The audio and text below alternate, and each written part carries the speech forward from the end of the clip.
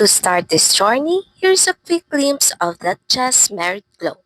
The walk, the smile, and the sweet Batangas breeze. Pero bago tayo nakarating sa Aido, nanggaling muna tayo sa mahabang biyahe. Samahan niyo kami! Day before the wedding, we're already on the move. Mula Parañaque papuntang Batangas, nagmotor lang ako dito guys kasi mabilis ako mahilo. Traversing the scenic road of Tagaytay para makarating sa ating destination. Chill ride lang, enjoy ang hangin at ang view. There's something about road trips na nakaka-relax bago ang big event. Binabaybay namin ang mga kurbada habang unti-unting lumalamig ang simoy ng hangin. Ang ganda ng Pilipinas lalo na kapag papunta ka sa isang masayang okasyon. Ramdam mo yung freedom sa kalsada, yung excitement na malapit na tayo sa venue. Siyempre, hindi pwedeng hihinto rito guys. Welcome to Batangas, the Lumi capital of the Philippines. Sabi nga nila, pag pumasok ka ng Batangas at hindi ka naglumi, parang hindi ka rin dumating. Look at this bowl punong-puno ng toppings, chicharon, atay at meatballs. Halos hindi mo na makita yung noodles sa dami ng rekado. Sa Batangas, ang lumi ay hindi lang basta merienda. It's a culture. It's thick, savory, and the ultimate comfort food. Isawsaw mo pa sa toyo na may maraming sili at kalamansi. Nako, solve na solve ang pagod sa biyahe. Energized na ulit tayo para sa susunod na leg trip natin. Busog na ang lahat, guys. So it's time to hit the road again. This is the final stretch of our journey. Habang papalapit kami sa mismong lugar ng ikakasal, mas nagiging probinsya na ang paligid. Kita ang mga puno, ang mas payapang kalsada, at ang tapit-hapong langit ng Batangas. The air feels different here. It's calmer, but you can feel the celebration in the air. Hindi na namin alintana ang pagod sa motor dahil alam naming malapit na kami sa mga taong mahalaga sa amin. Konting harurot na lang and we'll be there to witness the beautiful beginning. We arrived just in time for the pre-wedding festivities. Gabi pa lang, may sayawan na. Here's my husband and his workmates joining the fun. Nagsasabit na sila ng regalo sa ikakasal. Ganito kasaya ang salubong sa kanila. Party agad. Okay, 1, 2, 3. Picture time. Smile. And the big day is finally here. Ito na ang moment ni bride. Standing and ready, seeing her step into the car. Ramdam mo na yung kaba at saya. This is it. Go time na! The church doors opened and everything felt magical. Seeing the family and the bride walk down the aisle. It's a long walk, but every step is worth it. Dito mo makikita ang bunga ng lahat ng puyat at paghahanda.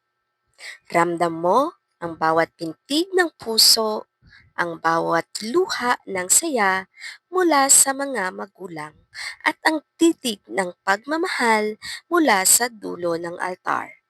It's a sacred moment, isang pangakong pinagtibay sa harap ng Diyos at ng mga saksi.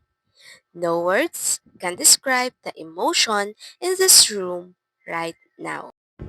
Habang dahang-dahang naglalakad ang pamilya, you can see the history in their eyes. Ang bawat sakripisyo parang makarating sa puntong ito. And then the spotlight turns into the bride.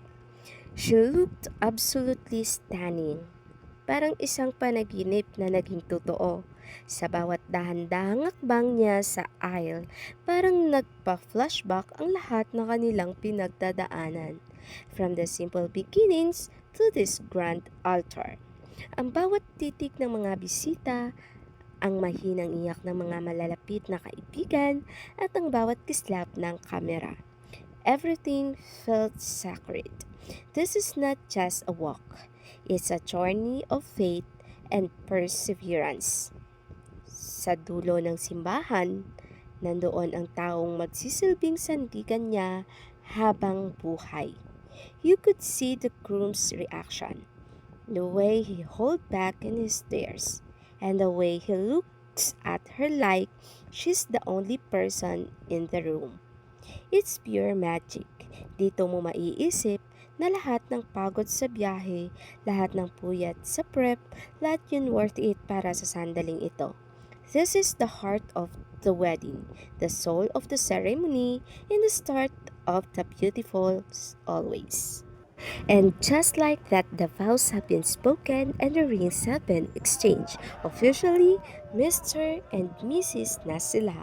Paglabas ng simbahan, sinalubong sila ng hiyawan, palakpakan at punong-puno ng pagbati mula sa lahat. Dama mo ang relief at sobrang saya sa mga ngiti nila habang naglalakad. And dito na tayo sa reception time guys. Hindi nagpapahuli ang mga bridesmaid at ang mga ninang at ninong sa hatawan sa dance floor. Everyone is just high on love and good vibes. So, tingnan natin kung paano sasayaw ang mga ninang and ninong, mga bridesmaid, and sa ating mga best man. Angelina, baby, say baby, Angelina, do ya cha-cha. Okay, thank you so much. Malakpakan natin. Pasok po tayo. Siyempre, mag-bless po ang ating DJ. Ready? Come on. Sa'yo mo yung inaw. Oh, yeah, sige. Oh, thank you so much. Parang may hangover. Thank you so much. Ay, oh.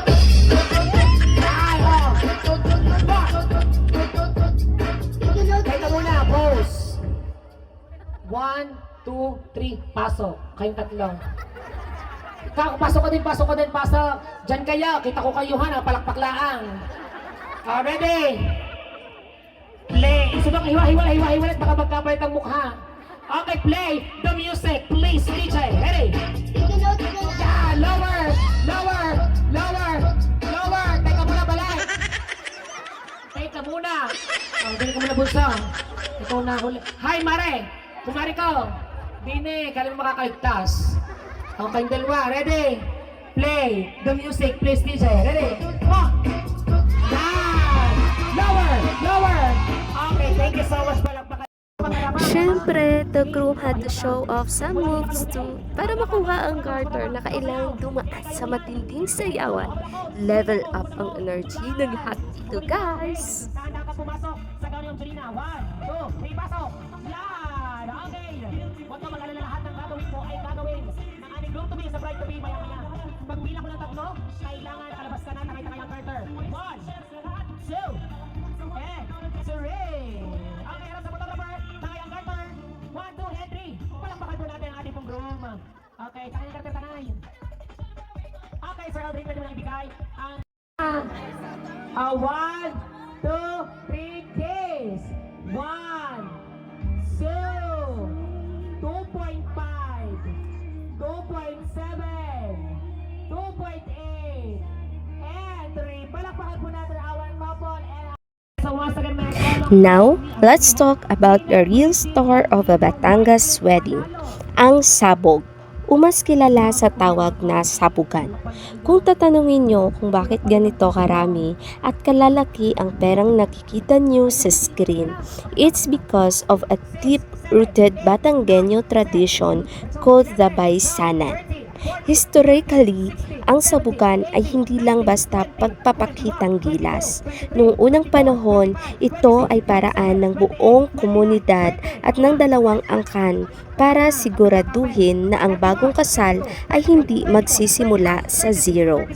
It's a pabaon or a head start for the couple's new life together.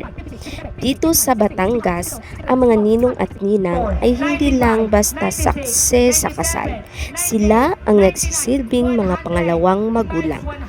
Kaya naman, sa sabugan, asahan mo na ang paligsahan ng saya at galante, paunahan at palakihan ng isasabog na regalo.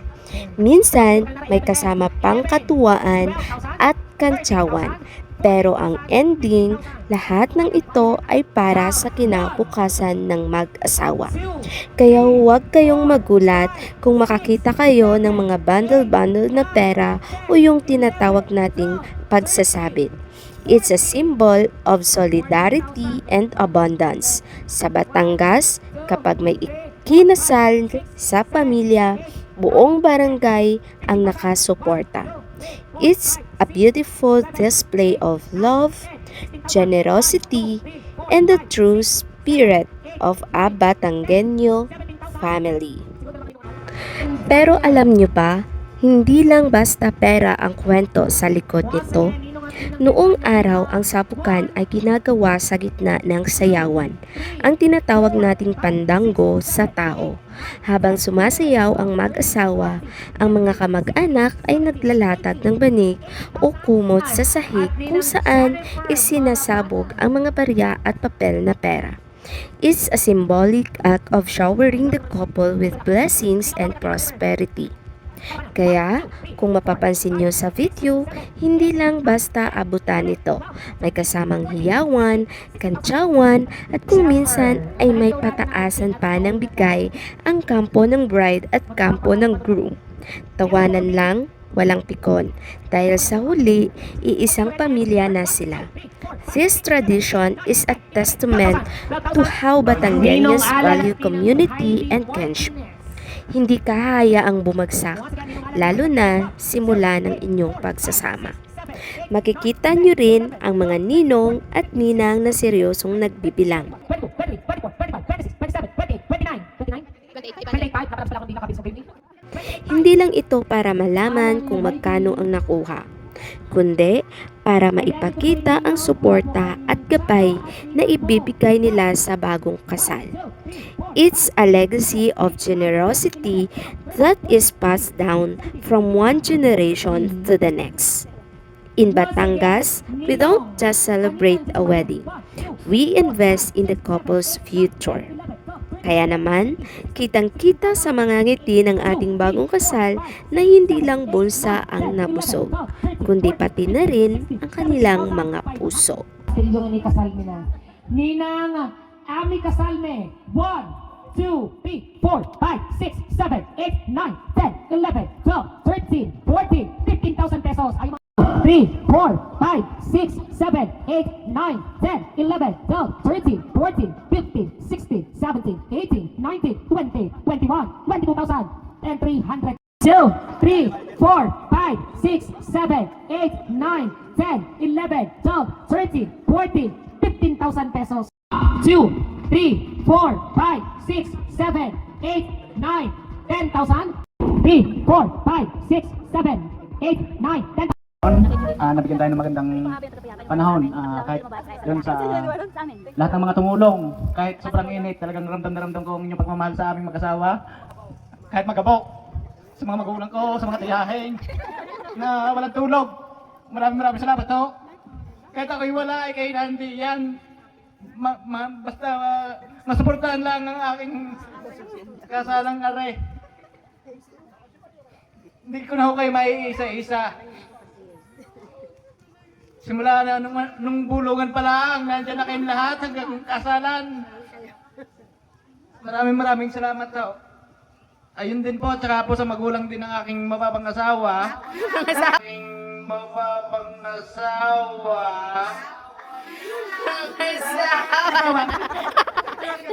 Ayun, maraming salamat din po sa laging pagintindi sa akin, sa amin dalawa. Ayun po, tsaka sa aking mahal na asawa, sa pagintindi lagi din sa aking ugali. Yun, sa lahat sa inyo, lahat na pumunta, maraming salamat po. Unang-una po, nagpapasalamat ako syempre sa Lord sa napakagandang araw na ibinigay sa atin ngayon. Saka nagpapasalamat din po ako sa pamilya ng aking asawa, mula po sa mama, sa papa, sa kanyang mga kapatid, pati na rin po sa mga tiyahin, lula, pinsan, lahat po ng taga-barangay Magahan, sa akin po mga kamag-anak, sa aking nanay, tatay, sa aking mga ninang at ninong na tumanggap sa amin. Maraming salamat po at maraming salamat po sa lahat ng dumalo. Mahal po namin kayo. Sa biyanan, sa aking biyanan, baka hindi mabayaran. Mamahalin kita ngayon at magpakailanman. Mahal na mahal kita. Ayan, thank you so much. Pwede mo lang isulit kay Ma'am Julina. Ma'am Julina, it's your turn. Mahal kong asawa, Aldrin ang pangalan, malugod kong tinatanggap, ang ating unang hanap buhay, at ipinapangako, hindi ipapautang sa iyong biyanan, sa aking biyanan, at maging sa kapitbahay. Baka maihulog sa card. mamahalin kita hanggang sa dulo ng walang hanggan. Mahal na mahal kita. Ayan, thank you so Thank you for watching guys! What a journey mula biyahe ng motor hanggang sa siksik na lumi at bunggang sabugan. This is how we celebrate the love in Batangas style. Cheers to the couple hanggang sa susunod na vlog.